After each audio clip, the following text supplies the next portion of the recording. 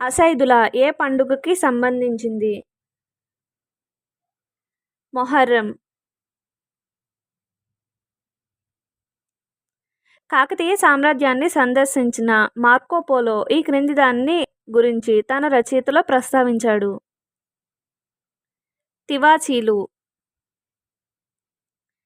కాకతీయుల కాలం నాటి ఈ క్రింది కవిత సరస సాహిత్య లక్షణ విచక్షణుడు అను బిరుదు కలదు. గౌరణ. ధనాభిరామము అనే గ్రంథాన్ని రాసింది ఎవరు? సూరన. రయత్ పత్రిక సంపాదకుడు ఎవరు? ముదమ్ముల నరసింగరావు.